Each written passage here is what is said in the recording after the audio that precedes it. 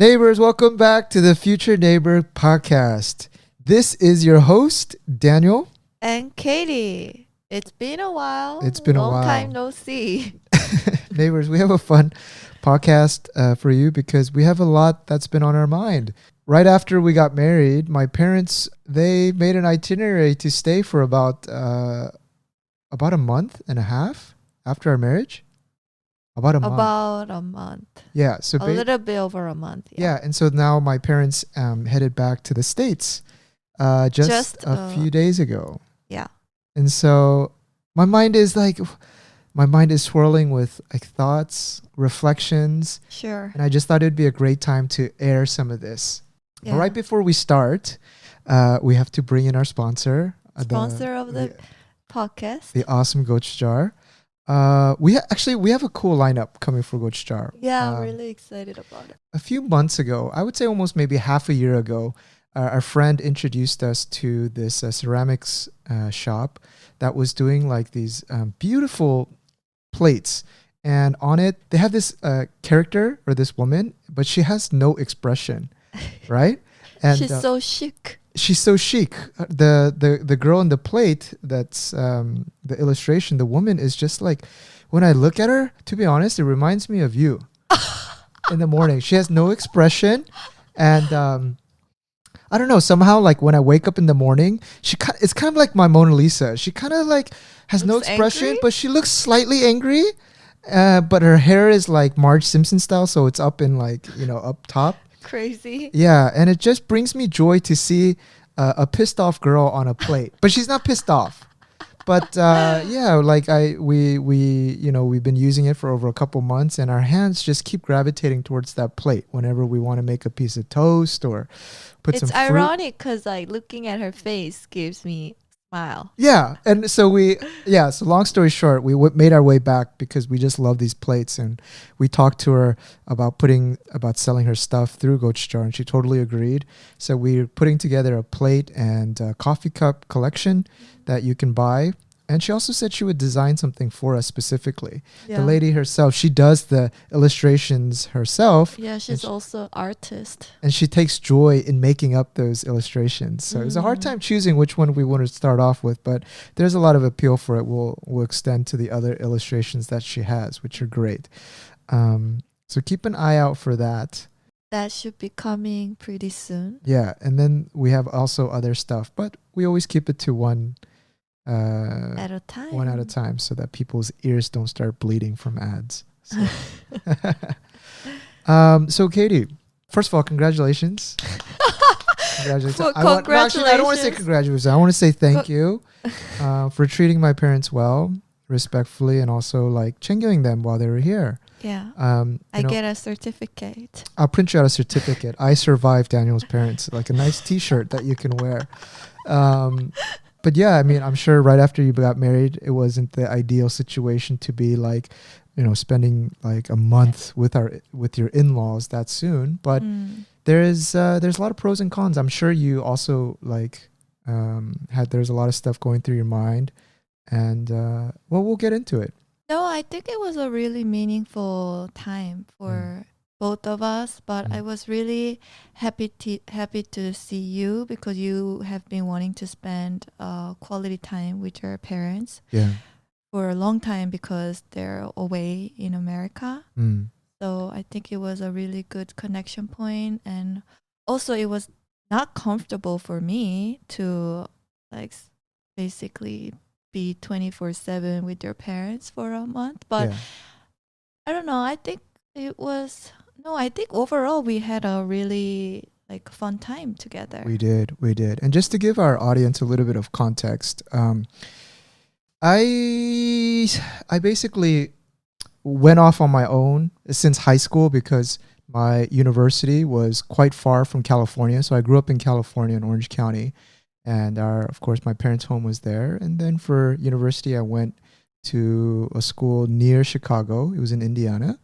And then after university, I made my way to Korea because I wasn't a U.S. citizen, so I had to come back. And so the reason I give this context, when my parents see me, and this is something that I started to realize, is that they see me as the Daniel that left, that was in high school. The Daniel that they could, Our sweet Daniel. yeah, our sweet Daniel who just brought in the good grades. And you heard my mom's description of me, right? Yeah. That just made my life Joy happy. of our family. Yeah, and what did it revolve around? Just academic success, a lot of it, right? Yeah. Like made us so proud with his like great grades. Yeah, and just, it made the sacrifice of the immigrant experience worth it because their offspring, I don't know why I'm calling myself an offspring, but anyway, sometimes you run out of words when you're talking live. But anyway, the offspring, me, was able to reap some sort of, or show some sort of marker of success. Yeah, through it's that. very, very typical story. Yeah. And so when I think about myself and my understanding of my parents, likewise, my relationship from high school on has been via telephone and one-time trips. Yeah. Like I'll go back and I'll visit, let's say for my sister's wedding, or I'll visit when I was working in corporate, I would go and take a 2-week break, but then I would also want to go visit friends. So it's kind of what I call it, like a hit and run. Like I'm here, I hit you with my car, we like collision, and we like share our current life experiences, our current life perspective. And on both sides, in Korean, we call it 당황. We both like, what do you call it, 당황? We're both surprised and a little bit shocked because we don't see the progress of that person, but we keep meeting them at different intervals of their life. Yeah. And as you get older, for my parents, that fluctuation is less because you already know who you are. You already know where you're at in your life. And no news is good news. You know what I mean? Mm-hmm. But for someone who's in their 20s and 30s, my life views keep changing. Like my attitude, my personality is constantly evolving. Yeah. Because I'm always wanting to do new things, and you can just see in our podcast, like just the things that I failed in, because I'm always putting myself out there. So there's a lot of like changes. And so this hit and run now, after I got married, it happened again, but it was for a long time. For a long time. It was for 1 month yeah. for my parents. Well, they were here for 2 months, but during the marriage stuff, they were quarantining. So let's just say they were here for 2 months and we were forced to be together for 2 months. From morning to night. Yeah. Well, in between, they also went to go, see their friends and family members, short trips here and there. And I have so many things I want to discuss about, but one thing that I wanted to just start off on the top of my mind was that it was great to see my mom with her friend. So we were in Jeonju, and one of my mom's childhood friends came to pick her up. And in Korean, you basically never say the first name, right? There's always titles like mom, like Amma. Yeah. But my mom's name is Eunhae. I think it's actually a very beautiful name. I think so. Yeah, Eunhae is, what does that mean in Korean? I'm missing the word. Eunhae is like gratitude? Yeah, gratitude. And okay, let's just keep it at gratitude. Again, when I was young, I always just saw my mom as kind of an authoritative figure. She's my mom, right? Yeah. I never seen her. This is kind of a weird way to say it, but I've never seen her as a human being. Yeah. In the sense that I never tried to think about it as her being a teenager. I never even revolved that in my mind. Oh, my mom was once a teenager. Well, of course she was. My mom was once in her 30s. My mom was once in her 40s, and she's in her mid 60s now, or early 60s. But when her friend came, and her childhood friend who knows her so well, and she was like, 은혜, 뭐 그렇게 하지 말고, and just talking so straight to her. Yeah, like friend to friend, right? And they just look like young girls. They were having just so much fun. Like their conversation was endless. And her friend, it was just like girls in your age. It was like, I'm gonna take you to the best matchup, was the best restaurant, and together they were just chatting and and to me it kind of melted my heart, because in the U.S. I never really seen my mom interact, or I was never able to witness my mom interact with her peers at that level. Yeah. It was always at a more of like, let's say she has friends from church or from other social things. It's more of like a respectful, like, you know, how we treat acquaintances. Oh, 안녕하세요, very respectful and just, you know, playing well, adult well, Yeah, friendly. and usually they will call your mom by Some like other title. someone's mother. So Exactly. Daniel's mother. Exactly. But seeing her with her childhood friend, I could see the youthfulness and I could see my mom as she was when she was young. Yeah, Right? me too. And she would tell me stories of like, oh, that friend of mine, my God, she used to carry around all of our backpacks and she was so shy. But look at her now. She's so like outgoing. She's and the like, leader now. She's the leader now. She knows all of the hot places to go. And she's like, oh my, how things have changed. And my mom kept saying, she used to be the girl that like Follow me around. that followed me around and carried around my backpack and my toshinak. And I was like, yeah, mom, things have changed. And my heart kind of melted, like being at that was thing. so cute. I loved it. To add to that, for me, I have a very close relationship with my dad because I grew up talking with my dad. My dad grew up talking business to me. Like he had no one to talk to in the States. And I think I've covered this in the past podcast, but I was his conversation partner. So naturally, I've had so many points of talking with my dad that I'm naturally close. But when I'm talking on the phone to my mom from Korea, oftentimes, it's always kind of that 기본 talk or that mother to child talk, like, Very like generic stuff. generic talk, like, how are you doing? Like, you know, is anything good? How's the business going? Like, are you eating well? And beyond that, there's not that many touch points. And sometimes, and my mom told me, like, even like a few years, you know, Daniel, like when you were young, you brought me a lot of joy, but my mom's very frank, right? You know my mom, right? She's very honest. She was very straight. That's her character. It is. And she told me, like, I feel very distant with you. You are my son, but I just feel like you've been so far away for so long that it's I don't really feel that much of a connection. And I remember her telling me that over the phone. And it's because we've had so many like little skirmishes over the phone. Yeah. And now that when she was in Korea, just doing small things. Like when my mom is doing laundry, me helping her out or me kind of telling her, hey, why do you keep turning on the machine at 6 a.m? The laundry machine? Yeah. Yeah. And my mom, she loves fried chicken. By the way, this is a tangent. She loves food. Oh my gosh. Now I know where I got my love of food from. You know, I used to accompany my mom when she went grocery shopping in the States. Yeah. She would always give me little pieces of things that she likes to eat.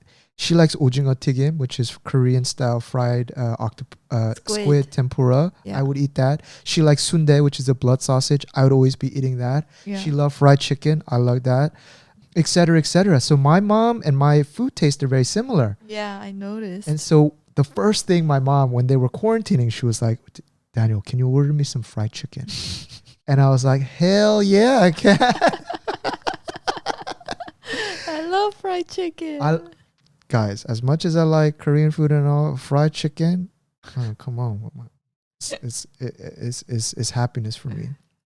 So sitting down and eating not a bucket, but a little box of fried chicken with my mom, and just talking to her about, my mom's like, oh, the BBQ, because I didn't know, I just ordered something quickly and I ended up ordering BBQ, but they also have BBQ chicken.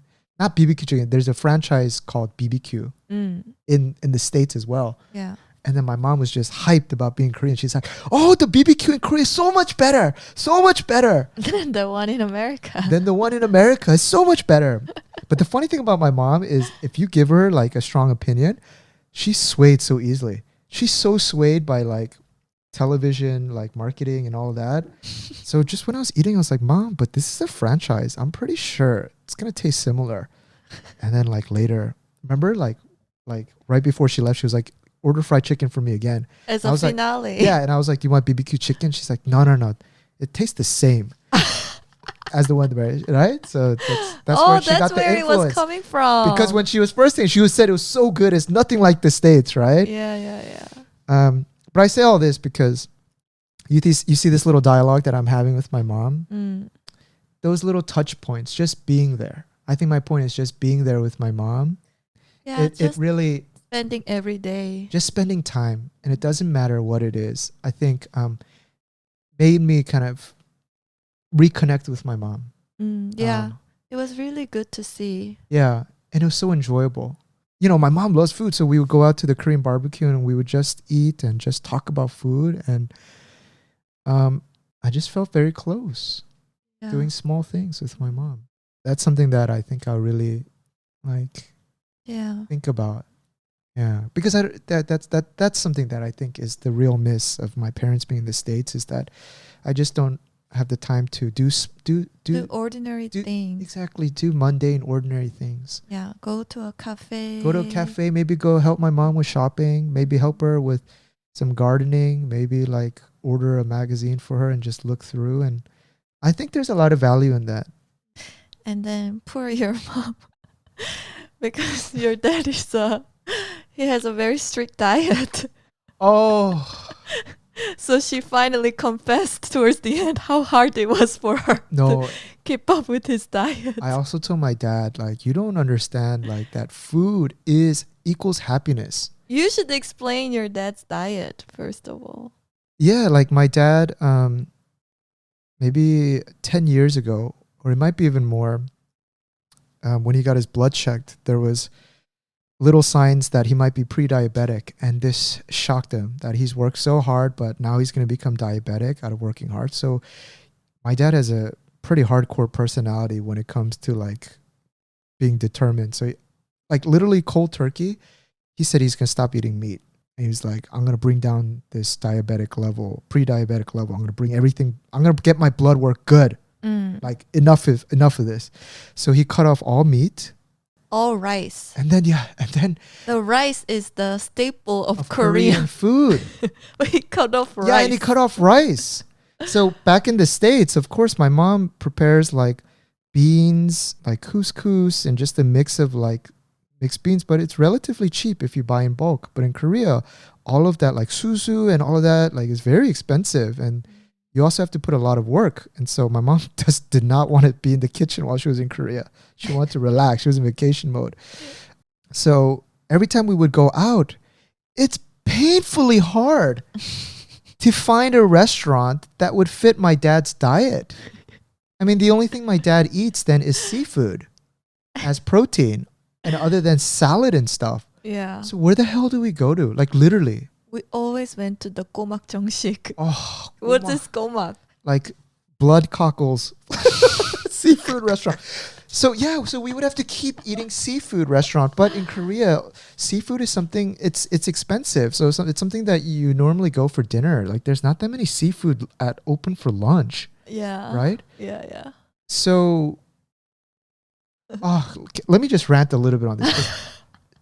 It's, you know, people will be like, oh, why don't you just take care of your dad and just make him something? Like, yeah, I can make him something when I'm at home for breakfast, and we do.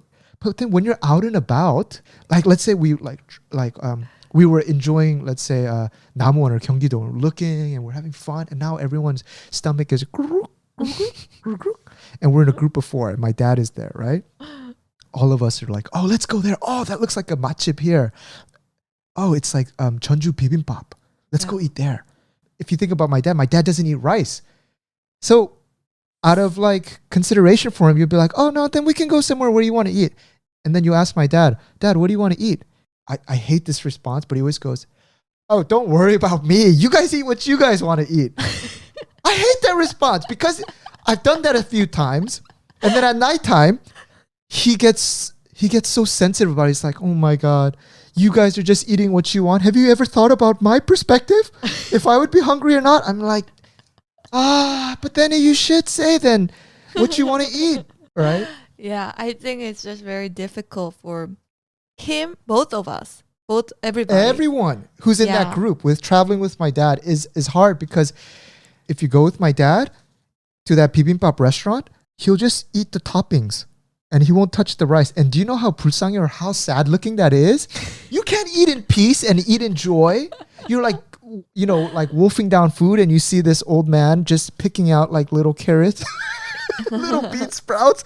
And then just the vibe goes down. Yeah. So that part was, even to the last day, Like we're just like looking, oh, where can we go with my dad? So we found makguksu, which is like buckwheat noodles, and even that took some convincing. I was like, Dad, the Yeah. makguksu doesn't have any. Oh, he doesn't eat flour either. Yeah. Like he doesn't eat bread.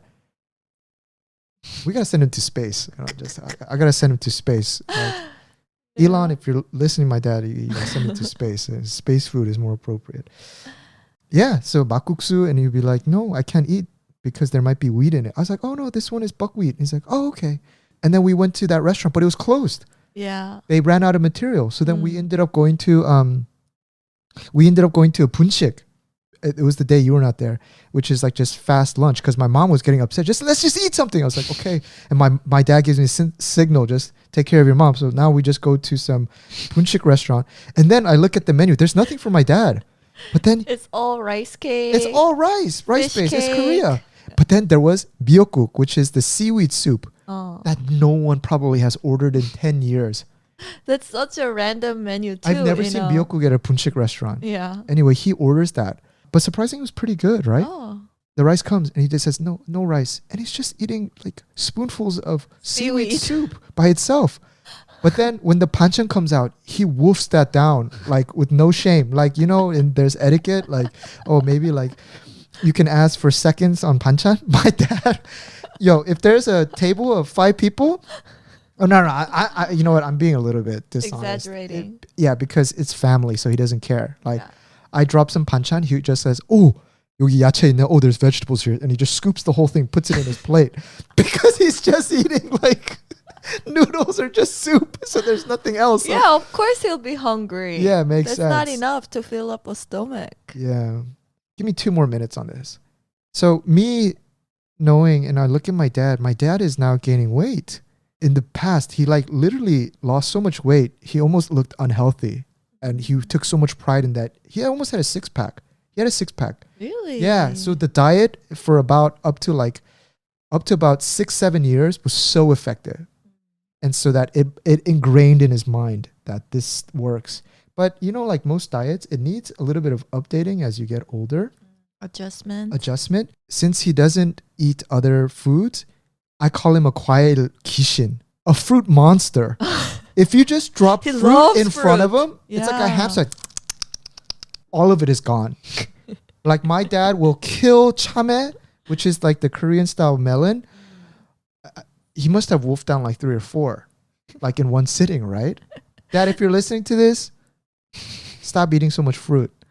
The thing is, we hardly have fruits in our refrigerator, but during that 2 months period We they have were so here, much fruit. the fridge was always filled with different types of fruits. Yeah, but my dad doesn't realize that since he doesn't eat rice, his belly doesn't, or he doesn't get full enough. So then he's compensating that by eating tremendous amount of fruit, which has a lot of natural sugars.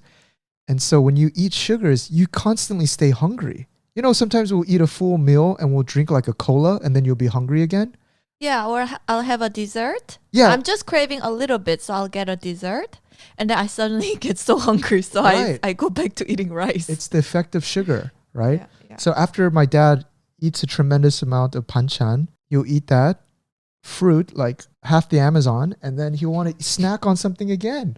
So he's getting a belly, and I told him so many times that he was like, Daniel, as a test, I was kind of considering whether I could live with you. And I was like, why do you want to live with us? He's like, after being with you for 2 weeks, I don't think I could do that. I was like, He said you just say so many 잔소리. What's that in English? oh, I'm just complaining to him. But I think that's the role reversal. I'm getting older and I'm seeing like him doing wrong things. Yeah. Not wrong things, but it's just, This comes to your attention. yeah, it comes to my attention that it shouldn't be like this. Anyway. But he yeah. did a stomach test, and then he said it was all clean, right? His rationale is that I did a blood test and the blood work came out good. So don't worry about it. I was like, Dad, but look at the belly. It's growing and growing. It's only a matter of time since the blood work gets worse. So anyway, but the funny thing is when he went to America, everyone said he lost weight. The standard for fat is so different from Korea and the States. Yeah. So he was like saying like, oh, I must have done something really good in Korea. Like people say I lost weight. I was like, oh God, Dad, you can't go on the American standard, belly standard. I mean, I said a lot, Katie. What, like, how about for you? Like, how was it spending some time with the in-laws, my parents' in-laws? Did you feel like, what were some overarching emotions or thoughts or? No, I think it was really fun, and we have quite a few funny episodes, like, living with them. And I'm still working at home. So, like, in the morning, everybody wakes up, but it's like we have one toilet, and there's suddenly twice more people in the same house. So everybody's lining up to use the toilet. It's like the Brady Bunch. How many times did our bathroom door get locked? So like my dad and I think especially my dad kept locking the door because it would be such an awkward situation if you, of course, if you came in, right? Yeah. But our door is a little bit too old. Like, this house is a bit old, so the lock doesn't really work properly. So sometimes it'll just lock by itself. So like, and then like that, I need to use the toilet. I have to put in that credit card, guys. I had to put in so many credit cards into that, like the crevice, and do the firefighter method and try to break down the door. Like, so I have a bruised shoulder because of that. Yeah, but definitely it was like we definitely developed a new routine just for during that time. We definitely woke up earlier than usual. Yeah. Like, the parents were up like at 7. So we would naturally like wake up and make breakfast for them, make coffee, and we'll have a little chat in the morning. That would be like the new routine. And then like we kind of turned your room into my workspace. Yeah. So I can kind of work quietly in my room during the work hours. But then still, it didn't really feel 100% comfortable to be just locked in a room working while your parents are like in the living room. Sometimes we come across families who are living with their in-laws. Yeah. Do you think you can do that? You think you can live with my in-laws? Like, let's say we had a bigger house. Yeah. Like a tajutek. Like a standalone house, not an apartment. With like lots of rooms or like multiple floors. Yeah, do you think you can do that? Do you think you can live with my parents for indefinite time?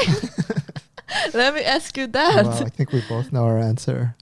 No, but the thing is, your parents too will feel uncomfortable. They said hell no. Yeah, they said it up front. We don't want to live with you. Yeah, that's so funny. As they were leaving, my mom and dad are like, we can't live with your sister.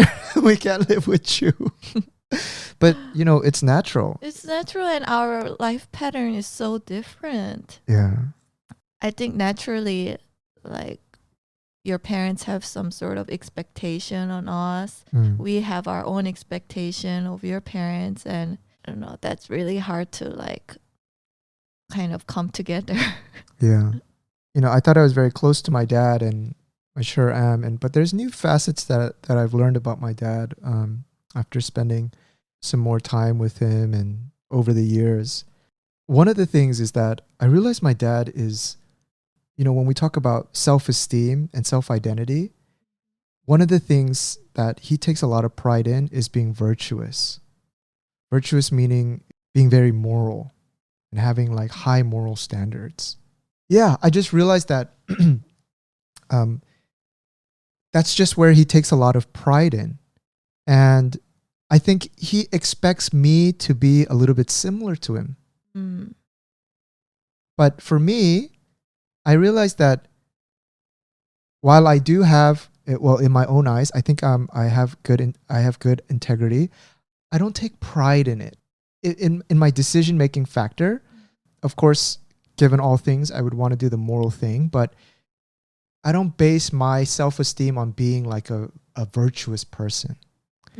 I guess what I want to say is when I see myself, I want to be the innovator. I want to be the builder. I want to be known as someone who creates and expands and is the person breaking down barriers. Yeah, that's where your heart lies. Yeah, and that's where I take a lot of pride in.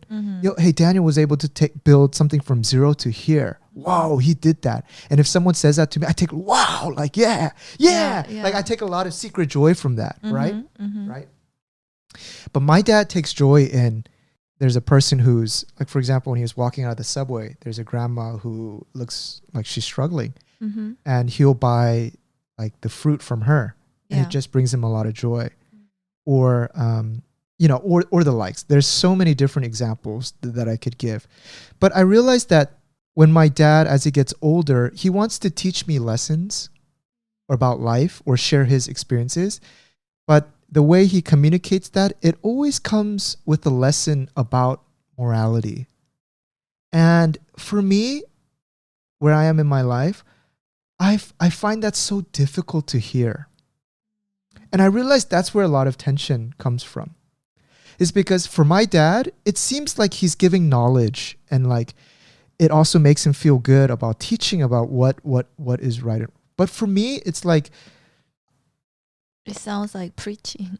Exactly. I always say, Dad, I always cut off my dad. I was like, Dad, we're not in church. I'll give you the $10 for the collection money if you want later, but I don't need to hear this. I already know this. Yeah, but I think it's like your dad, parents' natural like a tendency. That's what I realized too. Because for them, you're always a child. Yeah. Right? Like if you look at because your grandma, your mom's mother is alive. This is a good example. Yeah. Like if you look at how the grandma calls your mom all the time, and the way she treats her, and the way your mom responds to your grandma, it's like your grandma is like mid 80, and then your mom is like early 60, but still, like, to her, she looks like a little girl. Yeah, my grandma was calling my mom to drive slowly to the airport. And it's very dangerous if you drive fast. And my mom hung up the phone, and then she was like, "See, Daniel, no matter how old you look at I'm nearly 65, and my mom is still calling me to drive slowly to the airport." Yeah. I was telling my dad, like, it would be like, I want to have a conversation when we're just talking.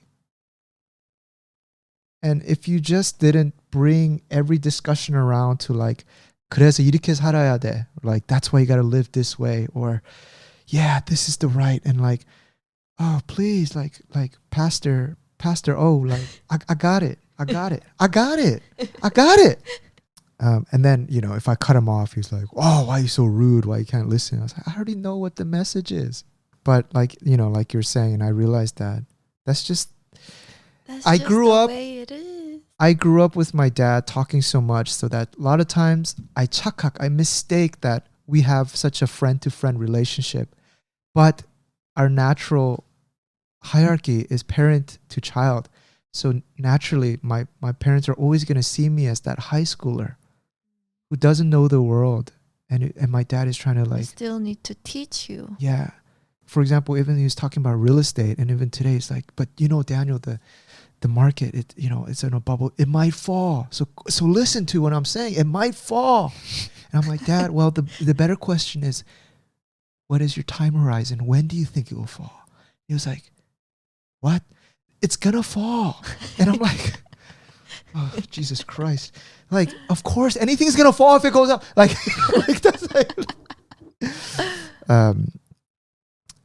and I think that's something I'm trying to get better with, because but I have an interesting relationship with my dad. We talk so much, and but from my perspective, that looks really healthy. That you have very active conversation with your dad, like very active communication going. Because if you look at a lot of other families, like there's no more conversation. Yeah, and it's kind of died out. And I want to bring up that example where we had like a big.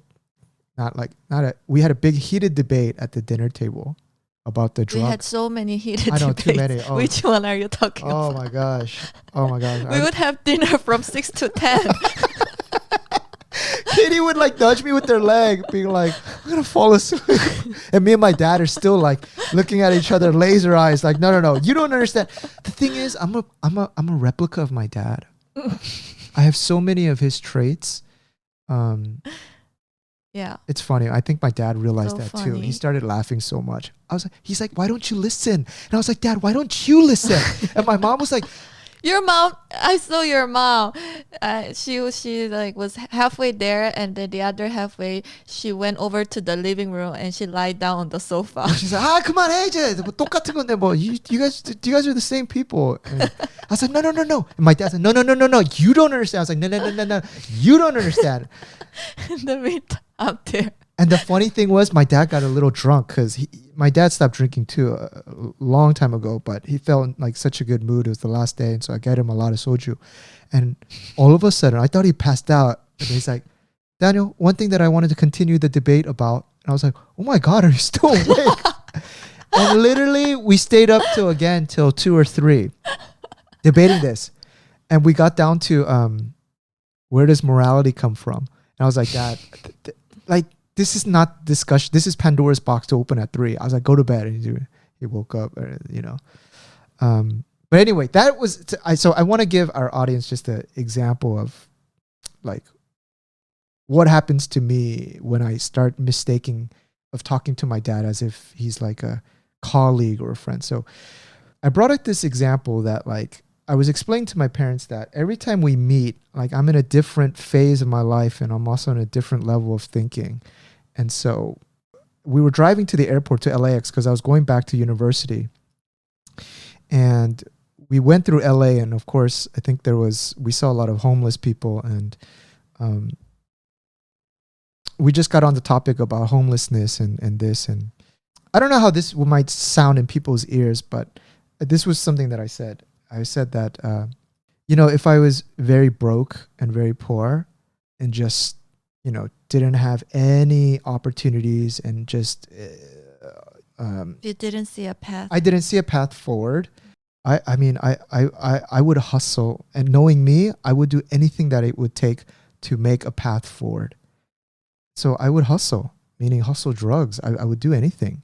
If drugs is a way for me to build a future, I would happily go and just basically, I was trying to tell them like in some circumstances, the means justify the end, right? If I was able to hustle and I was able to build some seed money and then I was able to, let's say, stabilize my life and then get an apartment, which would lead me to a stable job, I would happily just go and sell drugs and do something, let's say, quote unquote, immoral for some time. Yeah. And I don't know why I thought that would be a good discussion topic to open on my way to the airport. But my parents, like at that time when I was in college, they like flipped out. They're like, what the hell are you talking about? Yeah, it was such a big disconnect. And I was just like, no, this is just a hypothetical situation. And I'm just trying to explain that, when it comes to morality, it's not always black and white. There are these gray areas. And so for some reason, when we're at the dinner table, we were talking about this morality. And I was like, Dad, in college, you guys kind of really like exploded about that. And I want to ask you again, Dad, if you were in this like situation, what would you do? I was just curious to hear his response now, Yeah. And my dad was just saying that like, what kind of a absurd question is that? I refuse to answer that. And I found that kind of interesting because it kind of reinforced my idea that for my dad, being virtuous is so important to his self-image that if he was pressed, even in a hypothetical situation, to do something immoral, it's almost impossible for him to answer. And he grew he got antagonized. And I said, why couldn't you answer a hypothetical question? And he was like, the basis of that question is just, it would never happen for me. I would, have you never seen success cases of people making it from being broke or bootstrapping on their own? Look how well you're doing. And I was like, Dad, but I was never broke in this. And I was like, no. Even look at people who've made Facebook. And I was like, what are you talking about? And all of a sudden this got to the third gear, right? He's like, people can build success and do. I was like, anyway, this went off the rails, right? And then he said another comment that like, this is like similar to saying, if we're on the Titanic and we're drowning, would you save Mom or would you save me? And once he said that, he's like, yeah, I just refused to answer. And then that's when I kind of realized again, this idea that being virtuous to my dad is very important. And so that's when it clicked to me. Okay, he won't even answer this. And I understood that about my father. Now that I know that, when he's talking to me and he enters pastor mode, I think I can listen to it more. No, I'm serious now. Because now I know where this is coming from. Yeah. It's just him. That's where his self-esteem comes from. Right? Yeah. Whereas before I'm like, why are you telling me this such basic stuff? You know what I mean? But now I know that's just part of his self-identity. So now I can listen through it because it makes him feel good. Yeah. That's why I said all of that. And that's a big learning for me. Yeah. That's a huge learning for me because that has been such a big source of tension to the point where now when my dad says something that's even logical, even business sense, I got into a habit of just not listening or going the other way because I got so sick of him preaching, even if it's right. Yeah. You see what I'm saying? So that was an important lesson for me. You see, you lived with your dad for so long, but still, it was like you're learning new things about your parent. I'm learning so many things, and I think that's the importance of okay, I'm doing it myself. I'm preaching. I'll stop it right there. I'm not fit for being a pastor. I'll keep it right there. I think you all understood the point. I'm becoming my dad. Well, actually, I'd be proud to become like my dad. I'm very proud of my dad. So I think I'm just saying that out of jest. Oh, there were so many. Did you like going to Jeonju with my? Yeah, it was really good, and we actually went all the way down to Namwon, which is like kind of in the south. Yeah. Of Korea, and this is where your dad grew up. So we went to visit your dad's like childhood home, and yeah, it was all rustic and that's where all the Kishins hang out. I mean, the house is not livable, but it's still like is there, and yeah, I think that going to that place just brought so many like memories for your dad. He just couldn't stop taking photos and getting indulged in some memories. So yeah, I was really happy to be there because I think it also brought a lot of joy to him that we were there. Yeah. So that was like a really... My dad's parents passed away quite early when he was young. So we got married and my dad wanted to introduce his daughter-in-law. So we went to my grandma and my grandfather's burial sites and we did the 갑자기 한국말 paying respect. Paying respects. You do like 2 bows. Yeah. And then we we brought some liquor and we pour over we pour some liquor, like you pour 3 times into a chan or into like a little cup and then you pour it over the graves a little bit and bring out some fruit. But the area was really beautiful. It's just all farmland. It's all like really clean. But I also noticed that there were like some differences in the way we like do the bow between regions, like the way you did it, and then the way I've done it with my like parents, like ancestors. Oh, it's different. How so? What part is different? No, because when I was pouring soju or makgeolli into that cup, I just did it all in one go. But then you said in your area, you kind of have to take pauses in between. Yeah, while you pour. Yeah, you do like 3 mini pours instead of pouring it all at once. I never seen that. So, and also there were like things that we do, like we would usually we would always have some sort of a candle, and then we would like kind of roll the cup around the candle like 3 times and then put it down. But then I didn't see that on the day. So yeah, that was interesting to see. One funny thing that I have to bring up was during our wedding, my dad kept saying the same dad joke over. Oh my, it was driving me crazy. He was like, don't worry about the weather. It's not going to rain on your on your wedding date because me, I can just I can control the weather, and it's not going to rain. And if it doesn't, then I'll call on the higher spirits and we'll make sure it doesn't rain, right? And then I was like, Dad, can you stop saying that? And he's like, but he has the same gochup. He's like, why you keep telling me to do that? You don't believe in my spirit power? And I was like, Dad, seriously, like, I'm not in the mood. And he'd be like, why are you disregarding my ability? And then I just kept, he kept doing that. So I was just like, all right, you know what? I'll take the bait. I was like, and he was like, the problem with you is you don't have faith. And by the way, guys, my dad, he like believes in God, but he hates going to church. He loves reading the Bible. Can't repeat a single line. So he's very spiritual, but he hates church. He just doesn't like organized religion at all. But he just loves being spiritual, and he believes in God. He'll talks about God, but you'll never find him at church. So that's just kind of where he is, right? So we grew up going to a Catholic church. But my dad just fell asleep during all the masses, and I don't care. We could have switched to Protestant any time. I don't think it really matters. Just, yeah. All right. That being said, my dad was like, what can I do to prove to you that I have these powers? And I said, you know what, Dad? If on our wedding date, you can make a rainbow pop out, I will really think about what you're saying. I'll believe in your God and whatever. And I was like, wait a minute, no. Given knowing my dad, like my dad has a lot of good luck. I was like, you know what? Make that a double rainbow. If a double rainbow will come out, then I will believe in your God, and I will really start questioning whether I need more faith in my life. My dad always criticized me, like, you think you're all good and you can live without faith. Wait one day you'll need it.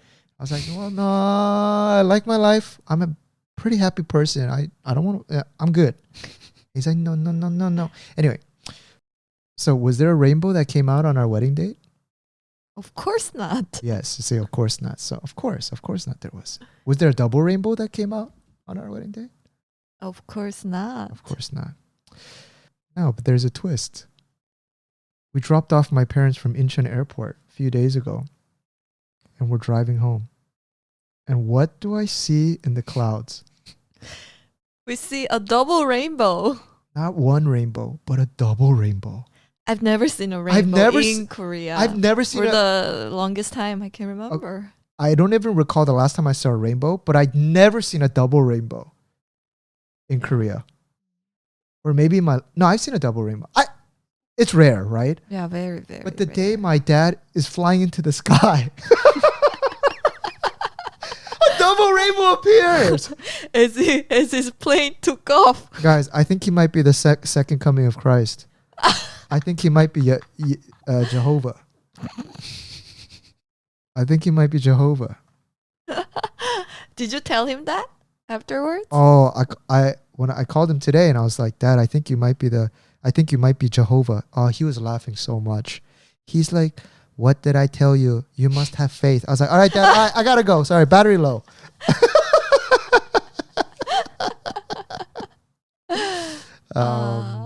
Yeah. But that tickled my brain a little bit. Yeah, it was kind of like a sign from the sky or something. Yeah, but that did give us some goosebumps. But yeah, that did. But then my regular gear kicked in, the cynical, and I was like, all right, whatever.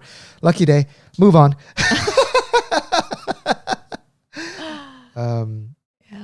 Yeah, it was pretty magical.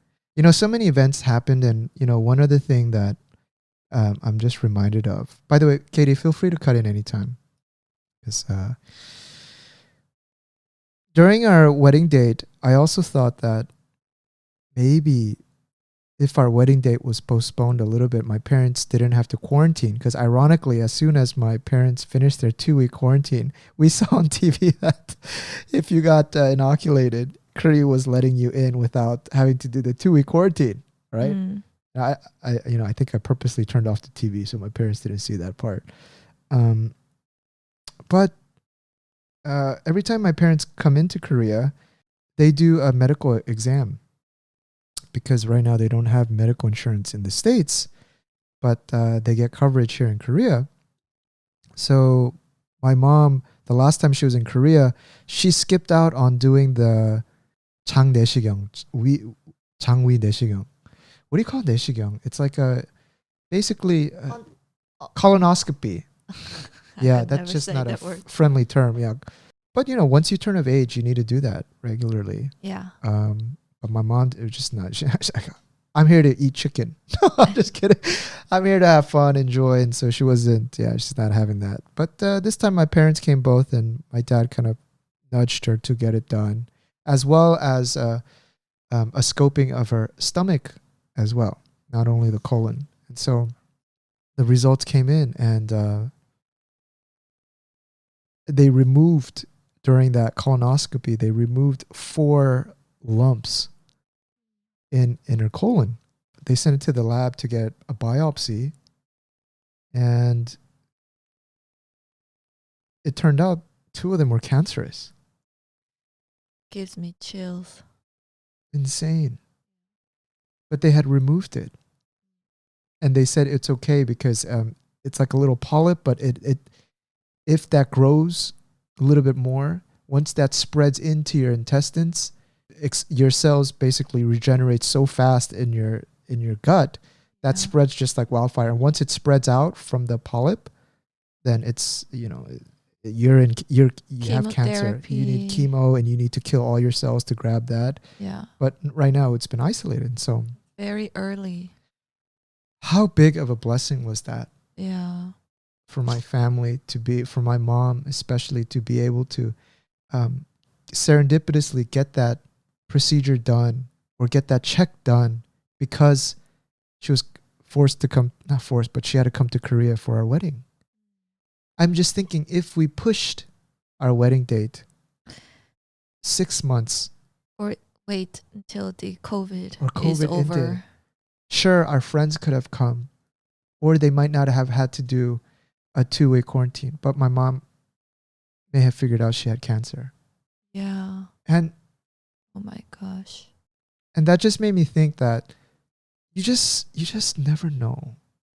But that's why I brought up the thing that, like, when we were watching on TV, we were like, man, maybe if we waited a little longer. If we waited a little longer, yeah. Sorry, I'm saying the same thing, but it's just, life is just so, you don't know. Unpredictable. Yeah. Unpredictable. If my mom had cancer, I mean, I've never gone through losing somebody, so I don't know the pain of that, and I lack empathy because I don't have the experience of that. But I know that would be just a very, very, very just life changing, life altering kind of experience to see, especially your parents go through so much pain. So I think that event alone, it's like something to celebrate. Yeah, it's a reason to be grateful that we did our wedding. Exactly. Even in the midst of COVID. Exactly. That forced your parents to fly through COVID. Exactly. All the way to Korea. Exactly. I mean, it was really painful for them to do 2-week quarantine where they cannot leave the house for 2 weeks. But yeah, I feel like everything paid off just for that event. I don't know why our family is catching a lot of breaks. Sometimes I think about that. Maybe I'm turning to a pastor mode right now, but I feel like my dad, he has a lot of good aura, like good fortune and good blessings around him. Like literally, I'm not joking. Like a lot of stuff work out. Yeah. Right? I mean, it might be because he's Jesus, but if that's not the case. So that day I just thought about, what about the families that were a little bit late? Yeah. And I think I just get older. I think there has to be a lot. Yeah, just active time to think about appreciating things that we just take for granted so much. But it's so hard because we live such fast-paced life that if you just stood around like, oh my God, thank for this, like somehow it doesn't come natural. You need to actively do that. And I'm reminded through these experiences. Can I say one other reflection in my sermon? Go ahead. Before my parents came, I started to question a lot about what family means. Yeah, I questioned it a lot because I felt like in the case of my life, in my life experience, partially because I grew up so far away from my family for so long, I didn't understand when people were like, this is the value of family. Like, I never really had hard times where I needed to lean on somebody. I've always self-healed. I've always self-nurtured. Partially because I never really reached out for help when I needed help, but I also think I didn't really need that much help. I wasn't faced with like, or maybe I was, I don't know. Because I only lived through my brain and my experiences. What might be tough for me, I've gone through so many that might be not, or it might just be, nothing. So why I'm saying this is that in society, when you're meeting with someone you don't like, if I don't like you, I just don't spend time with you. And it's very easy to remove that person from your life, right? Yeah. Like if you don't like a friend, stop hanging out with them. Simple as that. Mm-hmm. You're done. I just stop hanging out with you, and I get no more negative, emotions from you. Yeah. But family, you can't cut out family. Well, you can, but family's just there. Like, for example, I could hate my parents, but if they were, I don't hate my parents, but if I said I did and they were coming to Korea, I'm still obliged because I'm a family member to take care of them. I have an obligation, right? And I'm saying all this because it's family that will say things to you that make you feel uncomfortable. It's family that will point out things to you about things they're worried about you. Friends will never say things that are difficult to you because they're not incentivized to say rough things to you unless they're very close friends.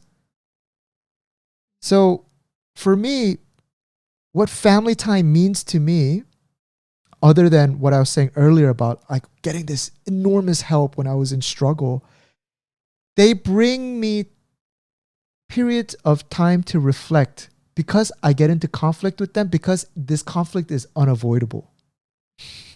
You see what I'm saying? Yeah. I brought all of that together, right? I can't avoid my mom saying something witty about something to me, but there's a little bit of truth in it. If her criticizing me, she wouldn't do that to spite me.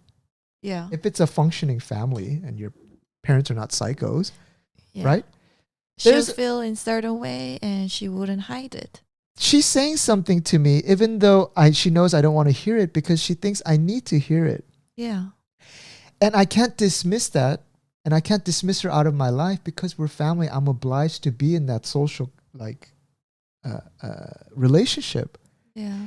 And through these spending time and I would say like 부딪히는 거, like what do you call it? Not conflict, but just friction. Friction with family. I would say friendly or whatever friction it is. Friction. Yeah. It makes you self-reflect. And nobody makes me self-reflect more than my parents. Yeah. Or what my dad says to me. Or sometimes what my mom says to me. Yeah. Like it bothers you. It bothers me. And there's a reason it bothers me. And there's an impact that it bothers me. If a friend said something to me, I was like, oh, fuck him, whatever. And I don't listen to it. Yeah. But I don't say, oh, screw my dad, whatever. I might say that out of passion. Yeah. But in the back of my head, it makes me think. Yeah. So now that's when I was thinking at my age, is that not the value of family? Is not that they pick you up and like help you and try to figure out the answers for the problems in your life, but they act as a conscience, plays devil's advocate with you in a way that you can't avoid. It makes you come back to where you come from, or, you know, Yeah. man, I need to charge an entrance fee to my church. That's a beautiful wrap up. That's something I really learned from my parents. And the last thing that really struck me was, whenever we go to the airport, we're typically the protagonists that get on the plane and leave. Yeah, but this time it was the opposite. I'm saying goodbye to my parents, right? Yeah. And then seeing my parents With their back. with their back towards me, and more, I just saw how my parents look so frail to me. Yeah, so small. Small and like kind of old, and they're slower. Yeah. And that one, They're now grandparents. yeah, they are. And that one struck me a little bit.